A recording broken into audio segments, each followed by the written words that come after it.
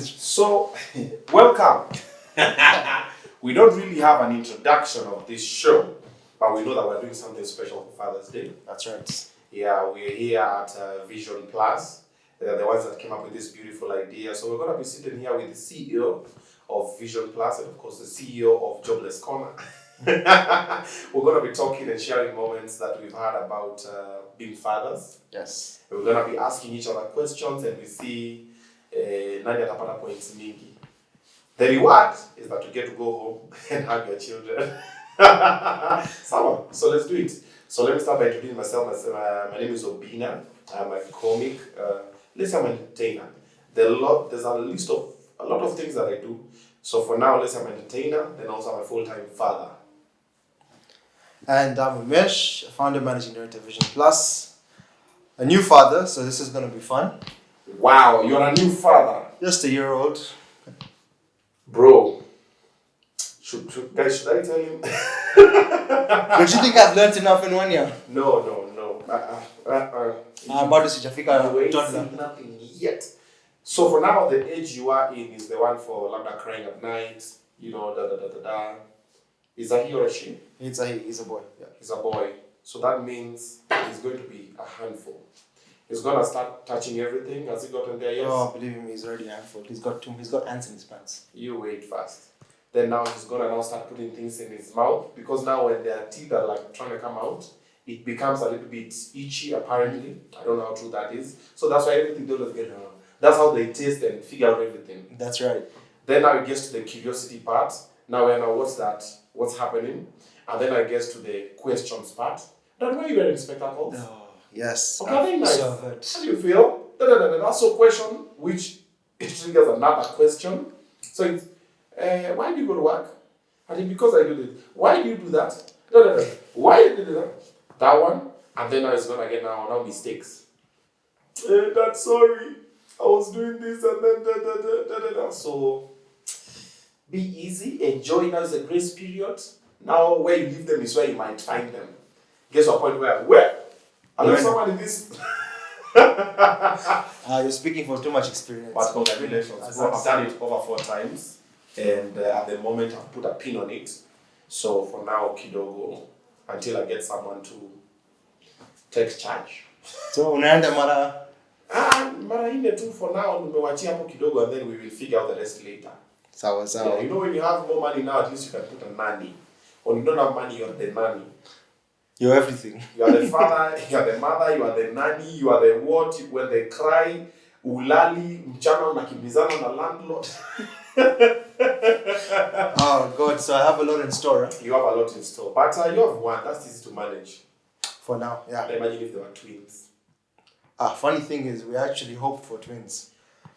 And my wife and I spoke, you know what, let's just get twins and we're done. And hopefully we'll get non-identical, 1 boy, 1 girl. Hapo, full stop. Tumewachana nayo. Wow. Believe you me, I am so glad that we did not get twins. You're like, God! This guy's energy is too much. Now imagine there were 2. How? Exactly. No, it's okay. 1 is enough for now. People plan for twins. Okay, first of all, the people I know, we don't even plan for children. They just pull up with their mothers. They're like, wait a minute, what's that? It's like, it's a baby. I'm like, okay. You guys are like, let's get twins and then, but you can adapt. As I said, 1 is enough for now. There you go. Sasa, we have questionnaires here. These papers have questions. So what will be happening is, if I pick one, I'll ask him a question. Mm-hmm. And if you pick one, you ask me a question. That's good. And then we answer, then we see how it goes. Hiya. Who's starting? I'll let you go first. Oh, experience. Yes. Wow. Experience. You're first to be a father, so you can go first. Okay, cool. The first question. How different is modern day fatherhood to traditional fatherhood?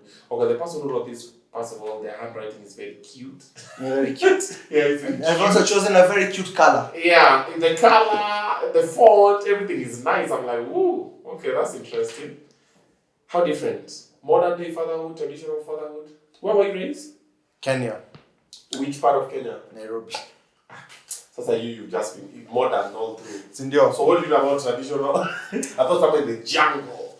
Traditional, maybe we look at how we were raised. Yes. So how Yeah. I was raised versus now how I raised my son. Yeah, your dad, Yes, that's how right. was he? I think traditional was very, very different in the sense you are the guy. Your job is go get the bread. Ndio hivyo sasa Yeah, tunawachia huko. yeah. But now I think it's more involved.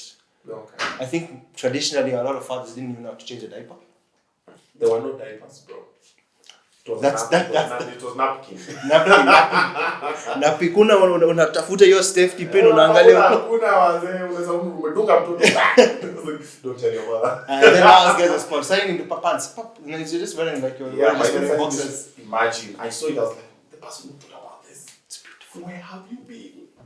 Yeah, and also, yeah. Continue. So, yeah, there's just more involved. You get involved in the day-to-days. You get involved in the milestones from when they're born to nursing to now, even when you get to school. Yeah. I don't remember traditional fathers coming to parent-teacher day. Haya, sinekuwa na mama tu. Then mbeleza mama.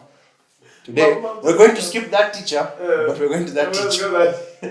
When daddy comes, I want to see all of them. Everybody. And then you know you're in trouble. Yeah. So it's a huge change, but I think it's for the better.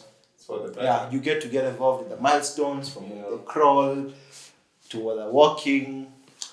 But that's for me now. That's number one. Yeah, for me, I would say that traditional parenthood, fathers were not meant to be friends with their children. Okay, this is how I was raised. Fathers were supposed to be disciplinarians. So we used to look at our fathers like the bad guy. Like when he pulls up, everybody read a book, read the Bible, do something, get busy. But when mom is around, the vibes. Same thing you said about school. When mom comes to school, it was more of, let's have a conversation. Me, if my dad pulled up to the school, someone is being beaten. Someone did something, something is off, someone is like... So the parenting then, I didn't see like parents were really friends to their children. But the parents now, I think even some parents are even overdoing it. Because now you're friends with the children too much, because they're forgetting your father. Yeah. Like me, my son calls me bro. Sometimes I'm like, dude, what? He texts me, he's like, yo bro, so are you coming? Bro. How old is your son? My son just turned 12. And what does the 13 now already? Yeah, he's my boy and we are more buddies. And sometimes I feel like I need to define the line, but I'm like, nobody has the blueprint of parenting. So let's just experiment. Because the idea that I wanted was, personally with my father, we're not friends. Mm-hmm. We were like, we would never see, like anytime I would see eye to eye with my dad, would be seated down, he'd be talking to me, then I would see his head get small, and then he would move far. A slap is coming. Always. I was even telling my mom, yesterday actually, it was my birthday. So we're having dinner and I was telling my mom, you know, when I used to talk to dad, and then his head would come small, and then he'd go far, I knew a slap is coming, and trust me, that's what always used to happen. So what I'm trying is, I'm trying to be my son's friend, so in case he's going through something, because personally I went through a lot. Yes. And I would not talk to my dad because he would judge me, he would beat me, he would not sit down and go like, so, but why? Da da da da da. Like even I remember the situations I went through in high school, like some of them I used to tell mom. Like even when I went to boarding school, mom is the one who had to, because I used to suffer waking up at like 4 a.m., walk all the way to the shopping center, barefoot, then I wash my feet at the railway station. The railway station back in the day used to have like running water somewhere. They used to have some big thing. I don't know what you used to do. It was like metallic, then like a black rubber thing. So I used to think that maybe the trains used to water from there. I don't know. So you'd go there, wash my feet, wear shoes, walk on the tarmac again, like a couple of kilometers to the school. Get there, you're already tired, you're fatigued. Sometimes you're hungry. So it took a lot of convincing for me to convince mom to convince dad. And all this happened because me and dad were not boys. We're not friends. Dad was always, when he comes, okay, so bring the Bible, we'll study the Bible. Okay, let's go preaching. Let's do this. Why did you do this? Pa, pa, pa, pa, pa. Like, I remember the happy times I had with my dad were just two. My whole childhood. I remember one time he took us to a place called Kimwa. It was in Kisumu. It's called Kimwa Grand Hotel. This was the first time we were genuinely happy. There was someone who was dancing. This was the first time I saw, I think it was the Vitimbi crew or someone. But they were still doing the Conway, the doors. Yes. It was more of that one. Conway, then there was someone who was dancing, he was wearing like 50 pants. Then he would remove one and then throw it away. He threw one line on my dad's head. My dad was laughing and dying. My big bro was laughing, I was laughing, my sis were laughing. This was the time I remember we were genuinely happy. One. The second time, we were escorting our dad because he used to stay and work in Kisumu. So when he was leaving, we were escorting him. It had rained, I remember. Then we were walking, and then we told him, we know we can run faster than he can. And then he was like, oh, sure. He was carrying a briefcase, he's in a suit, as usual. We're like, okay, cool. So let's do it. So he put our sister, then myself, then my big bro, then him. Then he started running. Okay, he beat us hands down. My son also tries to do that now, and I'm like, brother, really? Anywho, so we were so happy when we were laughing. Then he beat us. The first time we saw him running and engaging in an activity with us, and I was like, yo. So in my whole childhood, those are the two moments I remember. So I'm always trying to compensate on that with my kids, and I'm like, let me just try and be there. Let's play football. And so they was, Dad, let's go play. I'm like, cool. Like, what do we do? Yeah. Let's play hide and seek. Last week we were playing hide and seek. My kids were hiding in places I've never thought of. Someone hid in a washing machine. Who hides in a washing? And when you think that you know it all, because we've been there, done that. Yes, I was like, you can't hide in a washing machine. And then so I opened it. Okay, I was mad, but I was not mad. We were playing, so I can't really scold her. It was Anna. Then I was like, but who hides in the washing machine? Where are we keeping the machine? Then I moved into other things. Because I was like, so she's hiding inside the drum, and then. But it was a place that I would never think she would. Exactly. Another one hid in the pantry. I'm like, how do you hide? So you're pissed off, but you're not pissed off. Yes. How creative can you get? Exactly. So I'm trying to compensate on that. They always say, Dad, let's play. I'm like, yeah. So sometimes you're tired. But I'm like, I want to be in their life because I didn't get this. And those are the moments I cherished growing up. And I'm like, for the modern parenthood or the modern father that I am, this is what I want. I want them to confide in me what happens. Like now, I know they're coming and going in school. I know their situations. I know their relationship status. And they're like 12, 9, 8, 5. And they tell me that. Before Instagram or after Instagram? Yeah. Yeah, so that's, to me, that is, I know it's quite a mouthful, but I talk a lot. No, but I agree with you. You know, the good thing is that it's funny because, you know, we are coming from an Asian background. Of course, brought up in Kenya, it's always been, there was never parents playing good cop, bad cop. There was always only one bad cop, and that is dad. So when mom has had enough, I'm calling your dad, and it was enough. It wasn't even dad's presence needed. It was, I am calling your dad. The what? That's it. You are running, you're like, okay, done. Homework, done. Just don't call dad. Because if dad gets involved, it's getting messy. Disciplinary. Yeah. That's great. I mean, it's so important to be involved. And I would always say that parents need to get involved. Don't miss whether you're busy, whether you're not. Just try and make time. Yeah. There you go. Awesome. Question number 2. Hey, will we finish? You know there are 10 questions. If the first question you've taken 30 minutes. Yeah, all right. Let's see what's in store. All right. Wow, I think this is going to be an interesting one. Okay. What is the most rewarding part of fatherhood? Wow. So, ideologically, the rewarding part of fatherhood is normally when the children go get good jobs and they come take care of you. But as a father now, the most rewarding part is normally when. So weirdly enough, we were having a conversation with my co-host on radio, but it was off radio. We were having a conversation with her there. It was last week. We were talking. No, actually it was not. I was explaining to her what happened to someone else. So I had a conversation with a friend of mine called Antonio. So Antonio was saying his piece is, we're looking for houses. So he's like, he wants to move to Syokimau. Ndani is like, he just wants his own compound, it's quiet, it's what. And that, he said, that's peace. And I told him, no. Peace is relative. Depends with the person. Like my peace is not your peace. Your peace is going uko kwa jungle. Me, my peace is when I get home and I find my kids there. They've done their homework. They've showered. They've had their evening tea. They went to school. And then they're jumping around. They're making noise. And then I sit down. I'm having my tea.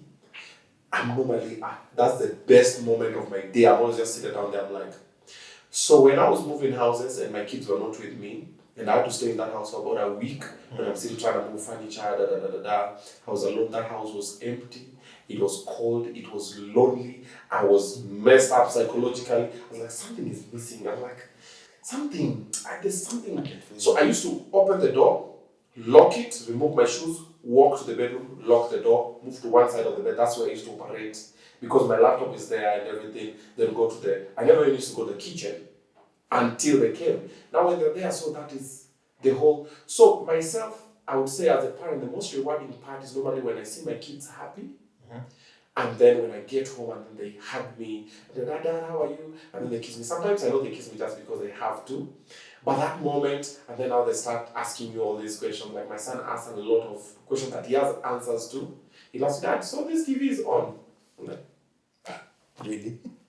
yeah, that's a TV. No, it's the chopper.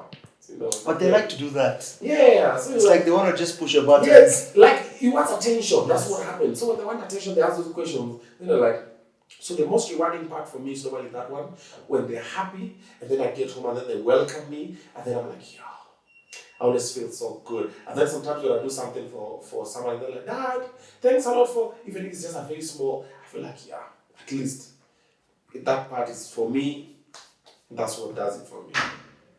Wow. For you? 1 year? 1 year in. I don't think I could pick one moment. Yeah. I think it's a lot of moments that make one bigger moment. Yeah.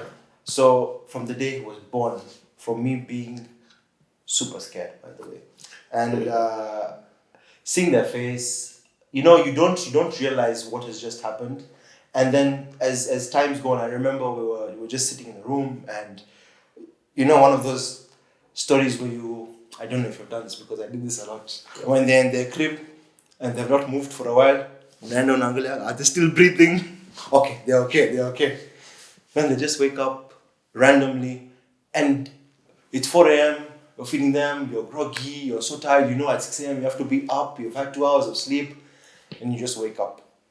You feed them, they do their burp, they do their business, and then they just look at you. And it's just one smile. Like, it is enough.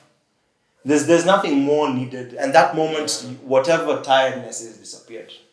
Now I'm like, okay, you want to play? It's 4 a.m., let's play. It's done. So it's those little moments, a smile.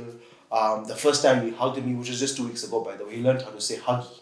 So he says huggy and he gives you a hug. Like, that moment is so rewarding. Like whatever you do throughout life, whether it's for work, whenever you make some time for them. So like you've said, it's the reciprocation where you can feel sometimes and then you're like, okay, this is amazing. And that feeling it's very difficult to explain. True. You can't explain. That's what I'm saying. Like I've tried to explain it. Like when I get home, you can't explain it, but it's a feeling that if you haven't experienced it, you don't know. Exactly. That's what I remember telling my friends who have kids and they're not in the lives of the kids. I'm like, bro, just try, be with that kid for like a month or two, and then rethink. That's why even baby daddies who never in the kids' life when they have a taste, they never want to go again. Yes. Because imagine now not seeing that smile ever. Imagine.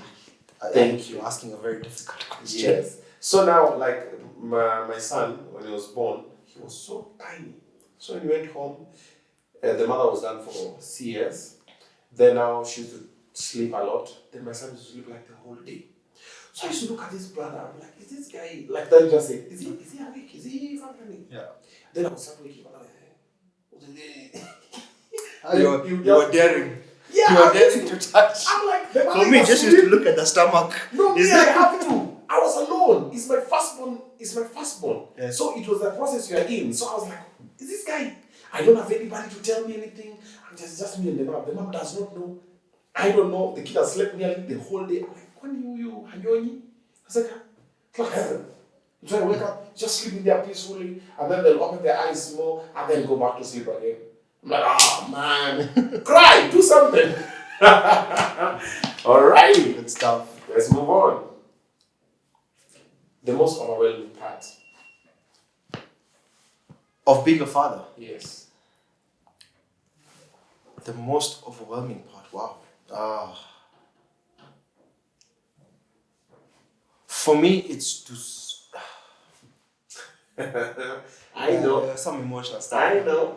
Oh, you want us not crying?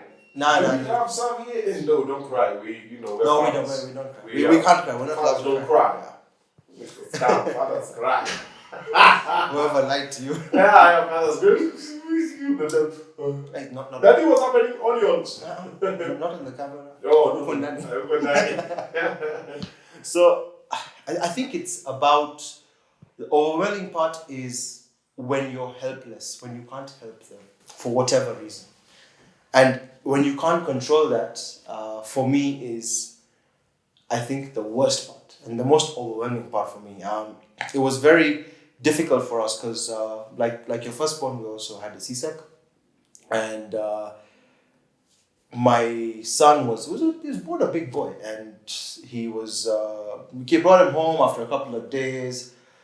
He wasn't feeding well, so he got dehydrated. So 4 days after coming back home, we had to be going back to hospital, and I'm over there and I'm trying to figure things out, what is happening. And they said, okay, this guy is dehydrated. And one of the pediatricians said, we need to put a tube down his throat to feed him through the nose. My heart dropped. I'm like, he is 4 days old. What tube are you putting through such a small nose? Like, what are you trying to do? Luckily, our real pediatrician came to the rescue. She's like, what nonsense are you talking? Put him on a drip. Now, for the first time to see your son being put IV. And then the guy can't move. He can't talk. He's not saying anything. He's not crying much. Pain or... And the guy is being pricked. He's trying to cry. He's crying. You know the way you cry so much that there's no voice coming out anymore.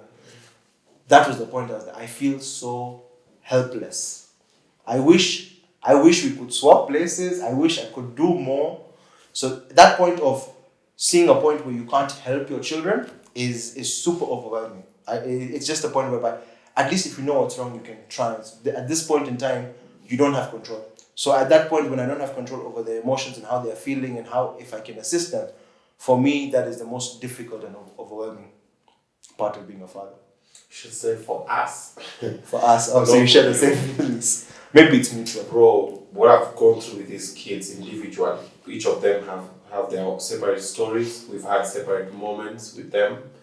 And I remember there's a time when a child is normally sick or when they're very young and they can't talk, you never know what to do. Yeah. Because you're like, see, I just moved the sickness into me because I'm used to you running around, making noise, do something, be annoying.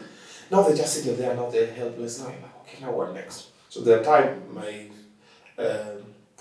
my daughter, third born Ada, she had it's a long story. Let me see if I can summarize it. She was sick. We didn't know where she was sick. She had like lymph nodes and then they were just getting bigger.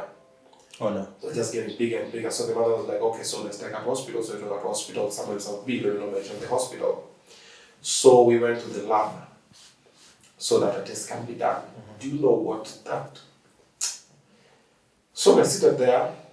This doctor, whoever it was, came with a syringe, bunkered her here, and she was crying and screaming.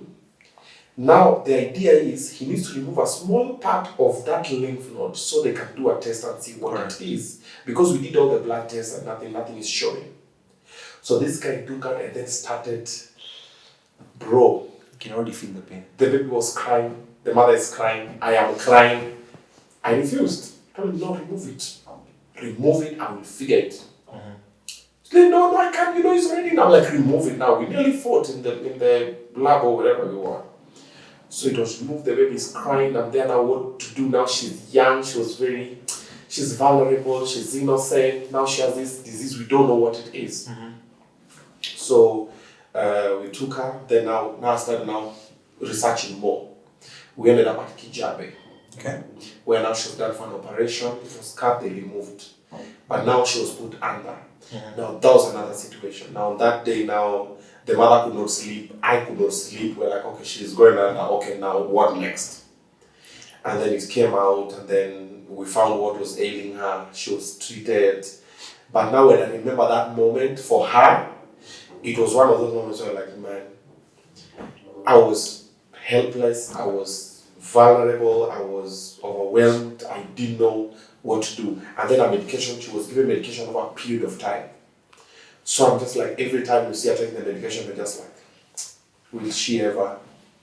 And then when she finished the medication, now now the body now has to adjust. Correct. Now it's a different thing that I never like to. So I look at that and I'm like, those are the moments where you're just overwhelmed as a parent. And man, my last born daughter the other day, she was very sick. Kume, it was just a thing.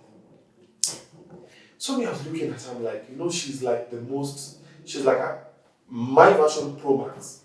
She knows, Daddy, when I sit there, when she's with me, she's on my lap, she's asking me questions when I'm with my phone, she's there. Dad, let's go to TikTok. She's doing a video, she's doing a funny face, what? So I see this sister and she's just like, what's up? Like, I'm not, and then she's strong.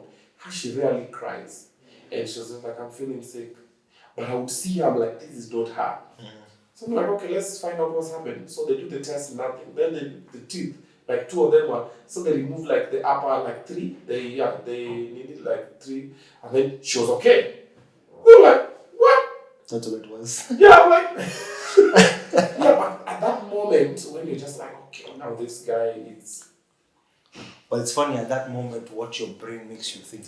You think It of goes everything. in some multi-dimensional world where you don't know what to do. And all these weird thoughts I'm come. an overthinker. Trust me, I always think of everything. Worst I always case start with the worst case Worst scenario, scenario. then I go to the best case scenario, then I start deducting everything, but I normally leave the worst case scenario. I'm like, okay, so if this happens, what next? Then I start thinking, I start reworking the plan. Because I'm normally the person of, I never like to be caught unawares. I always want to know, I thought this would happen. I always tell, even anybody needs something, I always, this might happen and this might happen. Yeah. So we are looking for this, but if this happens, what's the backup plan? So always, anytime my kids are sick, I always think of everything. It's very funny because I do the same. I do the same. Wow, man. My wife was like, what are you analyzing? Because whenever something happens, number one, it's new. And before he was born, you feel like you've read all the articles in the world. Yeah. And the day they're born, those 100 articles don't exist in your brain anymore. They are not there, out of the window. Yeah, so now you're planning plan 1, plan 2, plan C, paka Z, hata Z ikiisha unaendelea. Yes. Yeah, but I'm glad. Yeah, continue. So it's my turn, yeah. It's my turn. It's your turn, it's my turn? It's my turn. Okay. How do you remain motivated in your journey of fatherhood? Maybe I can repeat that. How do you remain motivated in your journey of fatherhood? The love. The love my kids give me motivates me to do everything. Like I've been through a lot of things, physically, emotionally, mentally, spiritually. I've been in very dark spaces where sometimes you feel like giving up and you feel like whatever effort you're putting in is not being rewarded. And then also, being a public figure, we get a lot of scrutiny and a lot of hate and critics and everything. And then sometimes you sit down like, you don't know me. You don't know. Sometimes you work, you put out work, and then the comments guys give and everything. Even just sometimes you do. You know, we're human. Yes. We make errors. We make mistakes. So sometimes we make a mistake online or even in an interview, you say something that probably you didn't mean to, something. Then people take it differently or other people interpret it differently. And even in life, sometimes the work you put in vis-a-vis the returns. And then also, myself, I have baby mamas. So it is chaotic. Sometimes you sit down and you're like, I'm just trying to. You're trying so many things. I'm trying. And then I don't care. You have to do A, B, C, D. And then every baby mama, you relate to them differently. It's just like parent. Mm-hmm. Your parent is your parent alone. And the way you relate to your mom is not the way you relate to your dad. That's you see? So baby mamas, you'll feel like, for example, let me just give a random example. Let's say, for example, like now I have 4 kids. They go to school. So you're like, you need to pay a fee for this, for this, for this, for this. So you pay a fee for this and for this. And then the reason why I'm not paying for these two is because the teachers are normally I can go to the school, the clerk or the bazaar knows me, I can talk, then I'll balance this out. Then let me buy this one as sweater and this one as socks, then I'll balance. But now this baby mama knows you bought that one as socks. Now it's war. Now that one knows you paid school fees for this one, you've not paid food for this one. It's war. This one knows this one is swimming, that one is not swimming. It is war. Like it's constant war, left, right, and center. So sometimes you sit down like, okay, Like, I'm tired, yo. So if I die today, Yes, what happens next? who you go fight with? So I'm an overthinker. I think of all those things. And you go to spaces sometimes when you're like, so if I'm out of the equation today, so Now what? who will you fight with? So you do realize that I'm actually trying. Then sometimes you've done work, clients are not paying you, or others are paying you the exposure, or others have used you, other people have done whatever, and online you're being beaten. Then you come back home, then there's this baby mama or your wife or whoever you've got the child with is beating you, and you go to a space where you're like, but then enter the kid. Daddy! Then they hug you, then they kiss you, then Daddy, you know today our teacher told us that. Then you just sit there and like, okay, now you have to calm down, think of this. Then she'll give you stories. Oh, you know, my friend was telling me their father. You know, my friend. You know, our teacher told us that you lied. That you know, this is not treated like this. That you don't pronounce it A B C D. It's Abu Kudu. Then you guys get to a different space. Abu Kudu. Yes, you check those things. Yeah, me it was A B C D. Now it's Abu Kudu. Trust me. Who wait for this coming? No, I've done it for my nephew. I know what you're talking about. There. And they're like, oh, you know, they told us we need to create this thing. So Dad, help me build a water filter. Then I'm like, water filter, okay, we need sand, okay, so where do I get sand? We need stones, we need chocolate, oh man, we're trying to save trees. Yes. Like there's all this, and then they're so hyped, or sometimes they just come there, then you open the door, and they're just dancing, and then they're dancing your favorite song, and then like, Dad, come, let's dance, Dad, listen. Like now you have those ones where you're like, for you, anything. I will fight all this. Yeah. For you, I will not give up. For you, I will do all this. So like personally, when I normally wake up in the morning, sometimes I can miss sleep for like 4 days. I sleep for only 1 hour. Because let's say I finish my radio show, then I have a shoot, let's say I'm shooting Kula Kula or whatever show that I'm shooting, or I have an event. And then at night I have another event that is ending like around 3. Then I get home. Then I have to get a quick nap. Then I wake up, shower by 4. You're out of the house, 5 you're in the studio, you do the show again, then you're running somewhere, you have a road trip somewhere in Nakuru, all that. I do all that because of that smile, that hug, that conversation, that face. I'm like, man. So I fear growing old and I fear dying. The reason is I normally sit down and I think, if I'm to die today, God forbid. Okay, they also touch wood. Yeah, that's not even good. There's wood here. But it doesn't work anyway. So I normally say, if I'm to die today, so I normally look at my kids, I'm like, what will happen?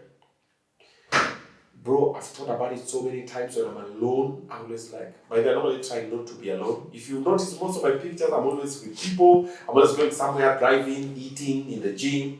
Because I'm always like, if I sit alone, I start thinking, okay, if something happens, what next? Will they still go to the school they go to? Will they still eat the food they go to? Who will they play with?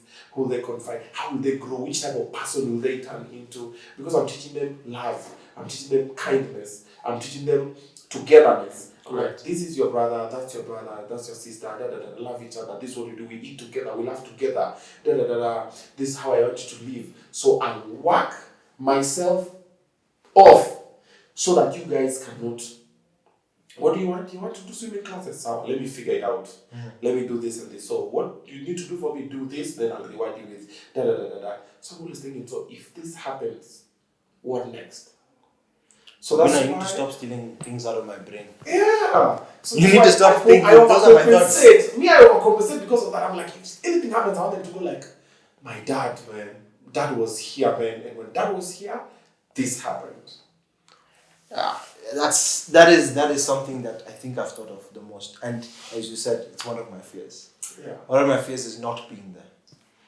And when you said, it's funny when you said, when I used to talk with him, when I have a kid, I want to have a kid before I'm 30, such that when my kid is a bit older, when they say, Dad, let's go play, sika yuko kwa couch. Kingo kama I can't. You don't play ball, let's go play ball, you know. Yeah. That's what I want to do with him. Whether it's a boy, whether it's a girl, doesn't matter. Whatever you want to do, let's do it together. So you've said it. And it ties back to what is the most rewarding part of being. And what rewards you is what keeps you motivated. And you've explained it in the best way possible. That's why I said stop stealing my thoughts. Those guys, their smiles. Yeah. When you promise them something And then even when you surprise them with the smallest, like my daughter, Lola, she loves Skittles. Okay, nice. I show up with Skittles. Trust me, I performed at Super Bowl. Standing ovation. I'm the father of the year. Like she will, Dad, I'm like, Dad, which color? Which color do you want? Then she'll give the brothers. And I'm like, man. So she asked me the other day, she was like, Dad, why don't you like swimming with us? So the thing is, normally when I go out with my kids, I normally watch over them. So I'm always like, if I'm to engage, then myself, I'm an extremist. So if I'm to do something, I do it too much. Yeah. So I'm always like, if I'm with them, let them have fun. So we'll go, if it's at football, we'll play, If he's getting in the pool, they always get the pool, there's an instructor, but I'm always just also there. I'll record videos. The reason why I record the videos is because I want them later to see. Because you know when you're in NEET, you don't see. Yes. But when you're in NEET and you're recording yourself, you don't enjoy. So you have fun, I'll record you, and then later they'll go through, like, oh, we remember this day, And that's why I even opened for them their Instagram page. Because I want them later to look at the pictures. They're like, we were always together, whether I'm there or I'm not there. Then let's continue being. The memories. That was teaching. These are the memories. Yes. Memories are the only things we take. You see. So she asked me, why did you swim with us? I didn't know how to answer her. But I just had to tell her because I'm always like 100% truth theory that I sell around them. I'm like, so if I swim with you, I'll not watch after you. Because if I'm in the pool, you're in the pool. So anytime I get in the pool, I'm helping Lola, I'm helping Ada. Later on, it's like, Dad, see me, Brianna is over there. So I'm always like, let me just watch. You have fun. I will have my fun when. So when we have to have fun together, then I go to a more safer game. Let's chase each other. Let's play football. Right. Let's jump on the trampoline. Let's get in the bouncing castle and things like those ones. Let's watch a movie together, like those ones. So that's why I say parenting. It's very rewarding. Yes. But it's not. You can't quantify. It's impossible. I can't. don't think there's any parent that can quantify that. Yeah. So I can tell you. If you're a father, you will. Trust me, you will not. But there's that thing that later you'll just sit and you're like, you sleep with us. Me, I sleep like a baby. Me, I fall down like this. I go. Bring omega-3 here. Boom, boom, boom. Turn on all these lights. Me, I go like this. People always tell me, okay, you are. Me, I don't have insomnia. I never ever. I'm on the bed, I'm turning, I'm tossing. Since I was a child, I get to the bed, boom. You're lucky you've gotten that. For me, it was different. I used to sleep like a log before I became a father. No, but it's this age now. So I'm telling you. See, I told you when you had to go back to hospital. It's like you're on alert. You're on, yes. You don't need an alarm. Someone used to sleep on a bed. You can have like a house party there. In the same room, 10 people, yes. And I'm not going to flinch. And I've done it until people asking me, are you alive? Like that. I was asked the question, are you alive? It's like, bro, we don't like the way you're sleeping. You've been in another 24 hours without waking up. My sister came to me in between and asked me. That's how I used to sleep. Wow. Now when my son came, cry. Yeah. And then you remember sit down like, I didn't hear any voice. Like me when the house is quiet, I know a mistake is being done. Like, these guys must be up to something, huh? This place is quiet. Then you go down, you find Bree he's hiding behind the sofa with the phone. What he does about screen time. Like you always know there's something off somewhere. Or you find Lola in my bathroom, she's taking my comb now with her doll. Now she's now doing makeup with her doll. And like she's putting my hair products in the doll. Like, how are you putting Carl Activate on a Barbie doll? So I normally know. Then now when you're a father, you're normally more alert. That's what I came to realize. Like me, I would sleep, but I would wake a couple of times because I'm always like, then you go to their room, you find, of course, children don't like blankets. For whatever, I don't know why. Then you come there. Yeah. You go, not even 10 minutes, you come, the blanket is not off. They've kicked it. I mean, they sleep like this, they die like this. But that's, I don't know. Are we? We are oversharing. Guys, we are oversharing. What's the greatest misconception of modern day fatherhood? Wow. What is the greatest misconception of modern day fatherhood? Wow, that's something. Hey, who designed these questions, by the way? Can I ask that? Yeah, were we like supposed to answer or are we supposed to fail and then the person who wrote them looks smart. They're like, you see, I knew they would not get it. The greatest misconception, I think, is people think, like we also talked about some experience. People think that modern day fathers have it all figured out because they've been told to act a certain way. And when I say have it all figured out, I mean it both the expectancy of financially, emotionally, and people just think, fathers, they have nothing to do. It's wako sawa tu. But yes, we're okay, but we're also human. But you need to be there, and it puts us in a difficult spot. Obinna, I'm not making you cry. This question is technical. So I would say for myself, there's a lot of them. Yeah. It's like a bunch of misconceptions from fathers don't have feelings. The modern day father is very careless. Mm-hmm. They're like, they just want to party and do whatever. Apart from the modern day father does not even need to be in the life of the child. Then we kanyaga. We have parts where people think that fatherhood is for everybody. It is not. We have also the part where people think we are emotionless. Those part of modern day fathers, you don't have moments to, Then also there's a misconception that modern day fathers don't have any wisdom to impart on the children. They're like, what are you going to teach the child? Yes. Yeah, you just, you're a failure in life. There's someone who can be a failure in life but be a very good father. There's someone who business-wise or hustle-wise or whatever, they just can't make ends meet. Or even their vulnerabilities, like someone can have a drinking problem or a smoking problem or whatever problem they have. But the relationship they have with their children are very, like, their fathers. Correct. They teach them qualities that even when you sit down, you're like, you have everything together. And also we have people who have everything together apart from the relationship with the children. Yes. Like you're a CEO, you're a business person, you're whatever, everything, you're admired, but your child does not even talk to you. Or you don't even know your child's best friend's name. Or you don't know their favorite meal. Or the last time you spent time with them, you can't even remember. So there's a lot, I'd say that there's a lot of them. There's a lot of misconceptions. You, ongeza zingine. Yes.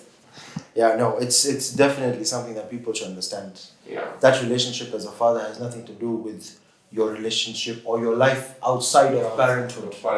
We should learn to separate the two. Separate the two. A father is a father because of love, because of affection, not just because the connection. He has money or he has an issue. We're all human, we make mistakes. Yes. And so do fathers, like you rightfully said. Yeah, they'll say just because you fathered someone doesn't mean you can be a father or you can be a dad. Two different things. You can make someone pregnant, have a child, but fatherhood is now the whole thing of... Fatherhood is about the relationship you have with the child. That's what I'm saying. I mean, you could have a child and you don't exist in their life. Yes. But then you could not have a child and the child is not yours, but fully exist in your life. Still exist in your life. To me, that person is still a father in his own right. That's what I said. The relationship you have and the child have, that is where fatherhood comes in. Yeah. So there's the biological aspect and there's the emotional aspect. Emotional aspect. Yeah. Nice. Let's go next. What are the top 3 lessons you picked from your father or your father figure that you love to pass on to your children?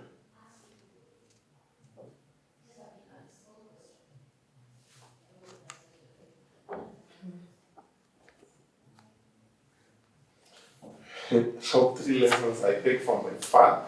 Wow, me and my father, we were not that. The things Could be father or father figure, whoever you looked up to. I don't think if I had a father figure. Just my dad, anyway. So I learned, even though you would overdo it, discipline.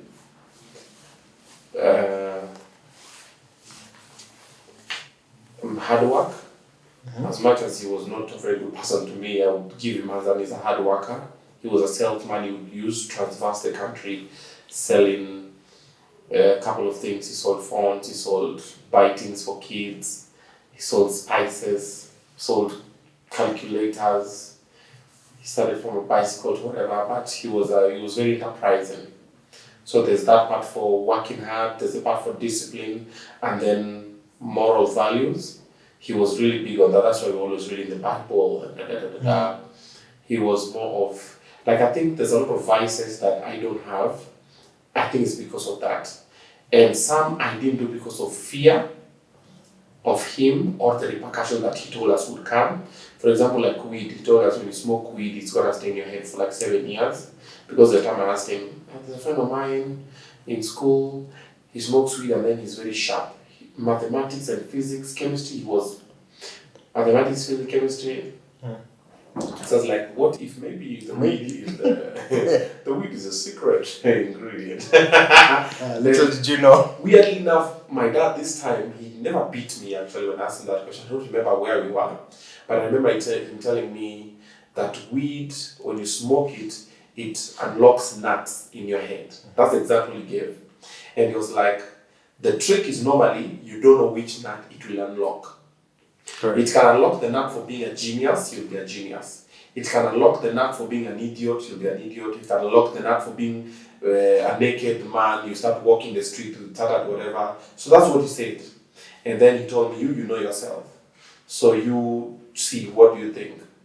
I think that was one of the best advices he ever gave me, my own childhood, because he never concluded for me. And then I just sat down and started thinking, Obinna, you know yourself. I'm a little bit extra.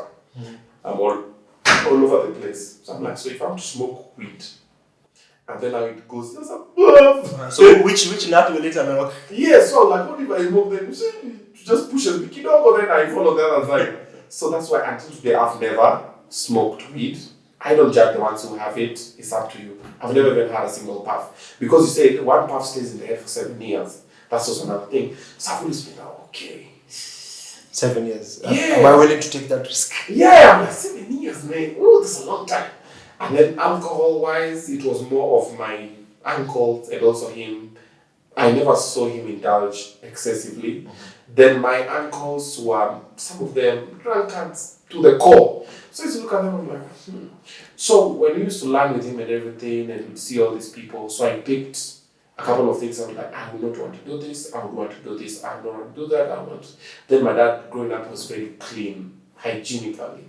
Like there's a way his clothes used to smell milkish. That's the only way I can describe it. It used to be a deep, a specific, yeah. So I was like, I want to be clean like this guy. That's why I normally go for like grooming and stuff like that. I'm like, I want to change this, I want to. So I picked a couple of things from watching him, from when he was being a disciplinarian and everything. And there's a couple of things I'm putting together. We're always trying to think. I don't think we always have it figured out. We're still learning, always learning. Yes. Yeah. So did that answer the question? Yes, it does. I picked. Yeah, just a couple of lessons. For me, I think with my dad, it was, like you've mentioned, I mean, discipline is, we've already gone through the discipline part, but more so respect. Respect on elders, but not just elders. He also taught us to never look up, but to look down. Now let me explain that to you. Never look up, not to look up to someone. Okay. You know the way you are, where you are in life. Okay. I said you are where you are in life. Why are you looking up to someone you want to aspire to be? To aspire, but don't say because I don't have that, I'm unsuccessful. Okay. Be happy what you understand where you are in your life, but now look at the less fortunate. Look at the people below you. Okay. Who basically, you have a house. There's people that don't have a house. Be happy you have a house. You can go in a car. People walk. You have shoes that people with no feet. With no feet or even shoes, you know. And toes. Yeah. So he really emphasized on that and said, be happy with what you have. Anytime you feel like you don't have enough, think about the guys who don't even have what you have. That's the day you start to appreciate. Sure. That's the day you start to be happy today. So I think that's always resonated with me, the way I conduct life. And I would love to pass it on to my son. And also, but he never said don't aspire. Okay. Aspire, but let it not stop you appreciating where you are. Okay.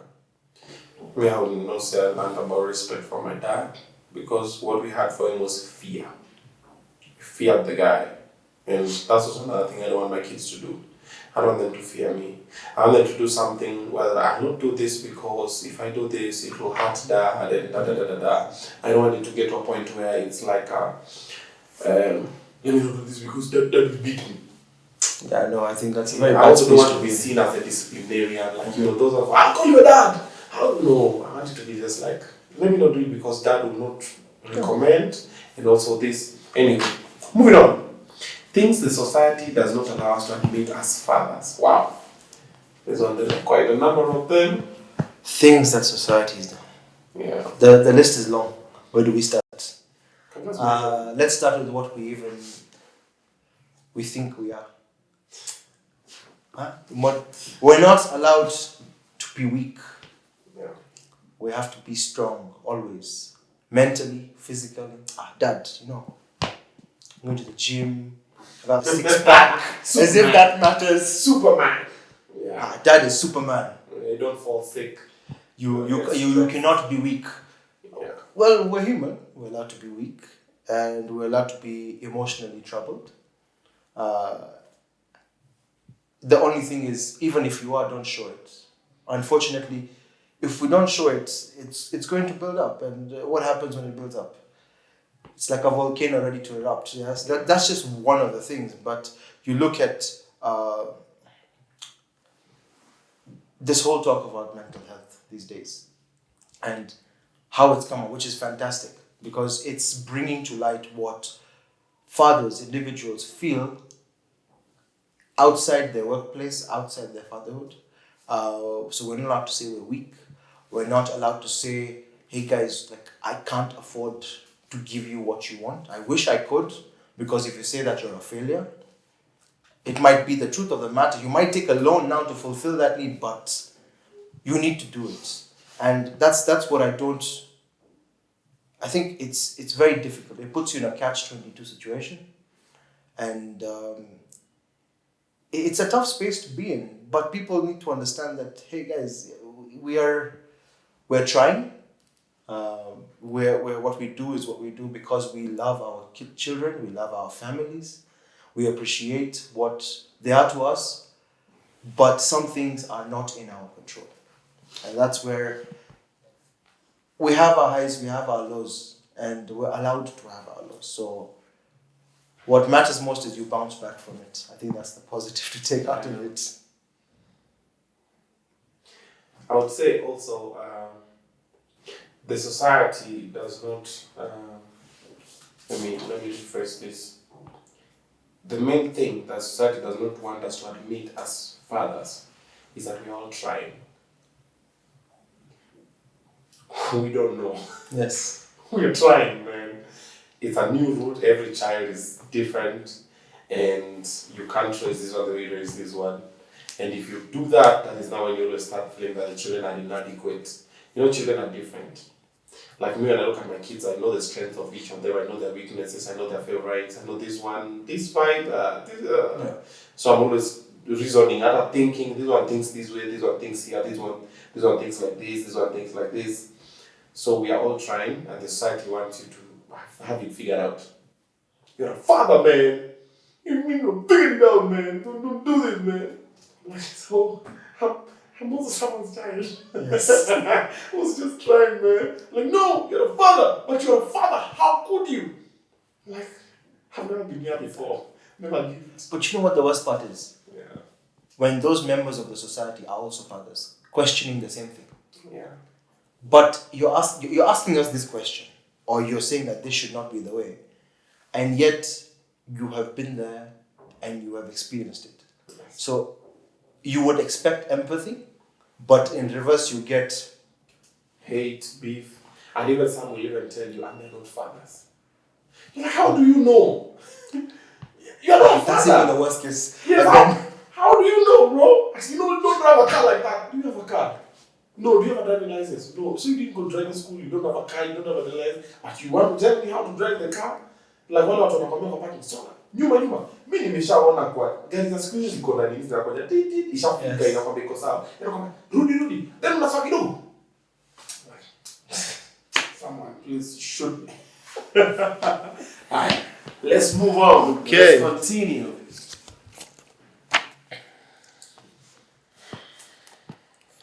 What are the top 3 lessons fatherhood has taught you? Wow. The first one is patience. I think we can simultaneously Yeah, talk we can on do. that. So patience, number 2. Patience we've agreed on. The patience we've agreed on. Patience, you have to be patient. Me, that fatherhood has taught me patience. I used to be a guy who hasira yangu ilikuwa very ni kama gaskuka. Unakisha yes, mimi sikuwa makati unapepeta unani tunamaliza tu hapo. So with the kids when they came and everything and life happened, nowadays when something happens, I might not respond then, and you might think maybe that's a response. But I think and we work the whole thing, and then I build, then I now conclude. So patience. Fatherhood has taught me patience. So we're going to do 1-1 on this one. Yeah. For me, it's taught me unconditional love. Yeah. Love without any Expecting. reason. No You expectation. get back Exactly. for reason. Yeah. Moments like you can scold your kids today, or you can have a disagreement and you've made them cry for whatever reason, whether they got hurt, whether it was your fault. I remember once I was playing with my son and we were just playing on the bed and crawling around, and then he decided to stand on the bed and hold the headboard. So he's still learning. This is when he was learning how to stand, and I don't know what is up with kids. This guy used to have this funny thing. He wants to stand and let go and fall backwards because he knows there's a bed. I'm like, what you're doing is very dangerous because you'll do this when there is no bed. Yeah. So I was holding him, having. So I just tickled him and he fell and he hit his chin on my knee. And he cried and I was like, damn, this guy must be bleeding. And my guilt trip has taken me to a whole different level. This guy falls, he's crying. I've tried to make him distraction. 5 minutes later, he stopped crying. So he just comes, gives you a hug, smiles at you. And there's no expectation that, I'm going to give you a chocolate, you're going to smile. No, but at this point, it's so pure, it's so innocent that it melts my heart. Let's just put it that way. Unconditional love. I agree with you on that one as well. Is that point where sometimes I do shopping and I realize I've bought everything for everybody but not you. Mm-hmm. I come and sit down sometimes in the house, you're like, wait a minute. So, okay, so so ice cream was for, and then the shoes were for, and then the clothes.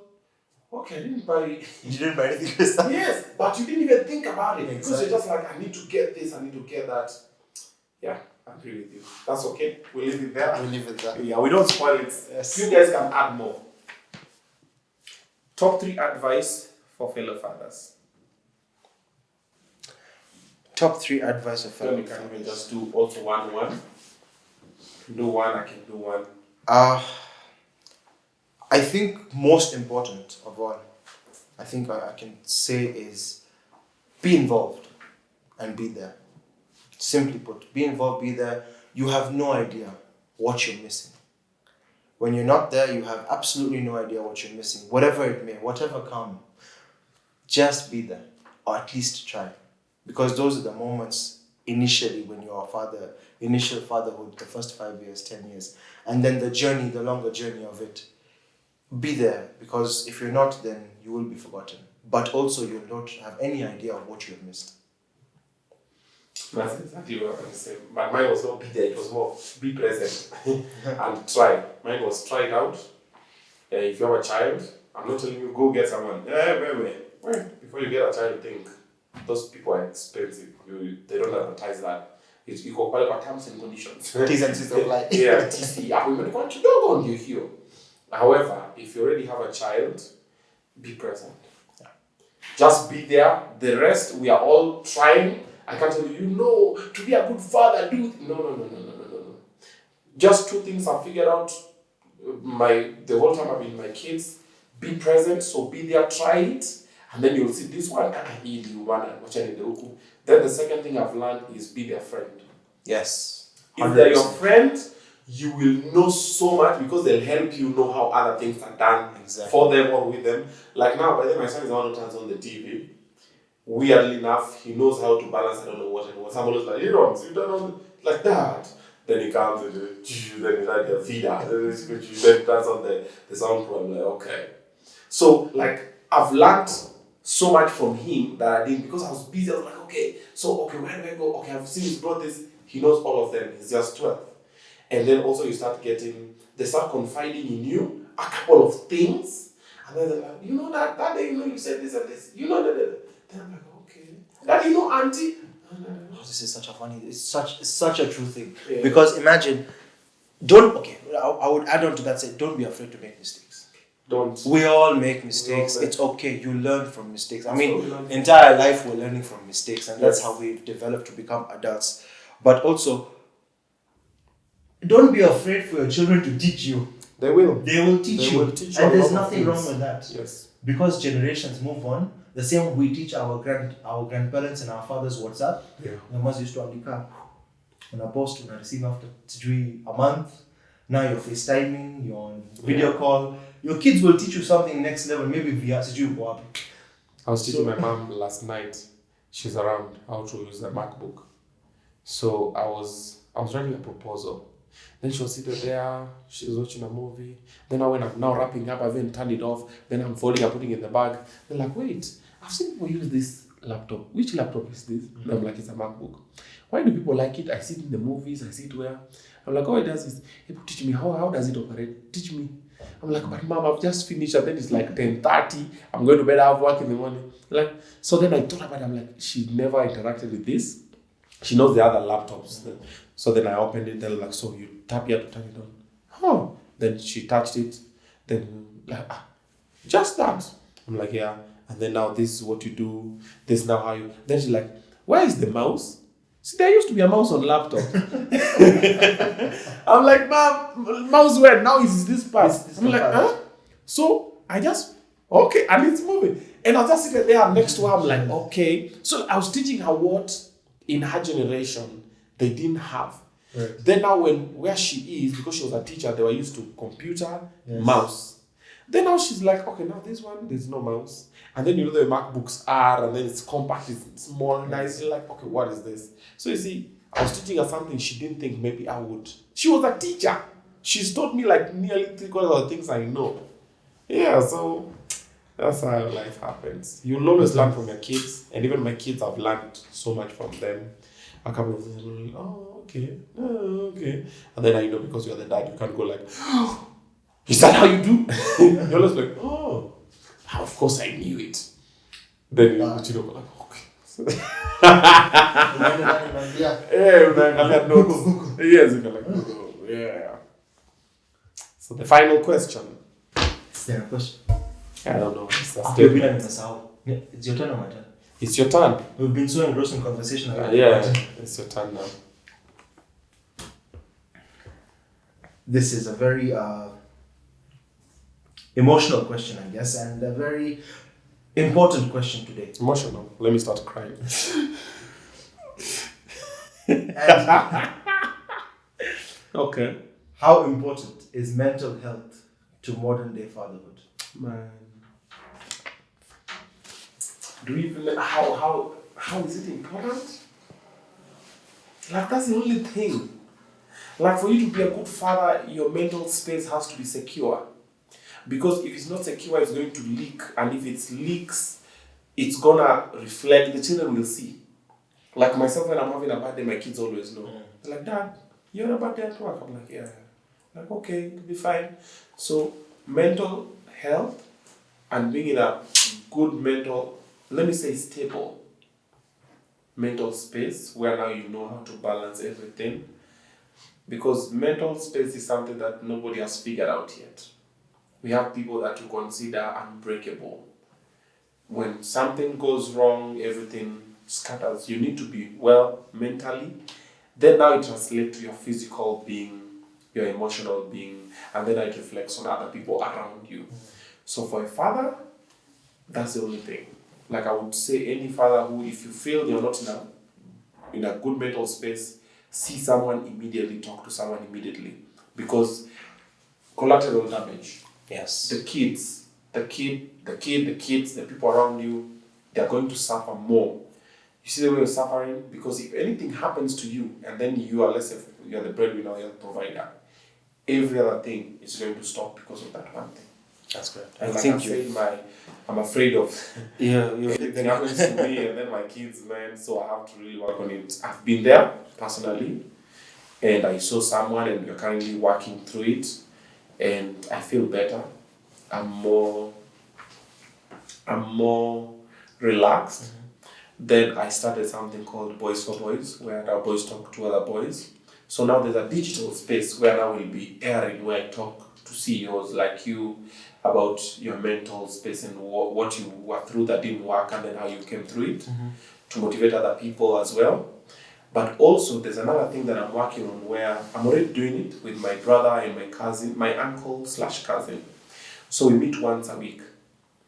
We can decide and play pool, we can decide and just sit down and talk, we can do whatever, but we talk. We talk about, so what happened, so then So what I've realized is when you're having those sessions, I share a lot, because I'm a talker. If I don't share, I always feel like then I don't perform to 100%. So it's a thing that I'm starting. I'll start adding, I'm pulling in individuals one by one, individuals that I know, so that we as men, we have a safe space to talk about mental situations or things that lead into, because they don't just start. Yes. It's normally a collection of a couple of things. And when men don't talk now, they break. So we're trying to find a way to talk about it. It can be weekly. For now, us, it's already weekly.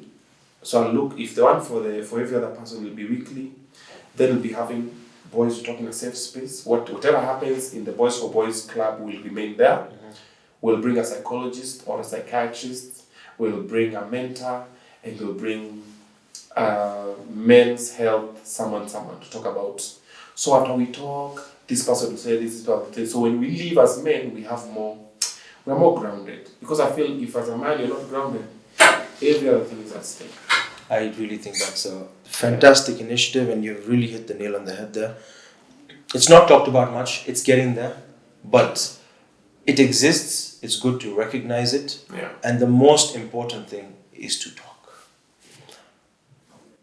Some people are uncomfortable going to a psychiatrist, to a counselor, or whatever that might person be, but it doesn't have to be a professional. Find your best friend, talk to them. Yeah, there you go. You see, you've just said, you just get that someone in your life who you can talk to, because if you don't, the impact, unfortunately, will be seen or will be felt by your kids and your family.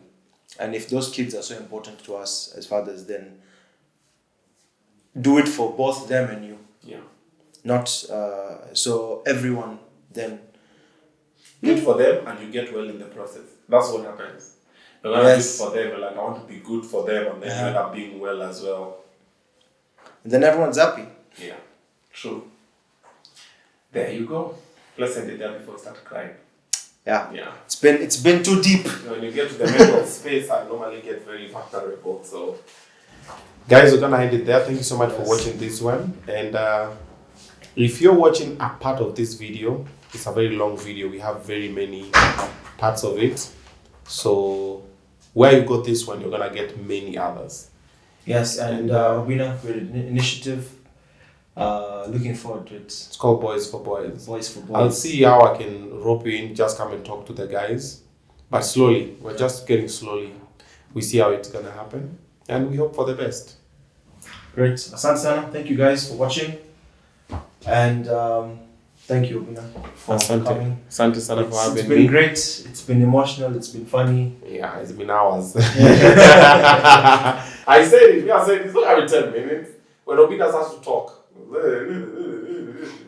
But it's been, I hope for a father who's watching this, you've learned something and you've laughed with us. You've gone like, yes, I know that time. Yes. And you've gone like, that's coming. You're like, okay. Yes. And also for the one who was about to make a wrong decision, you're not ready.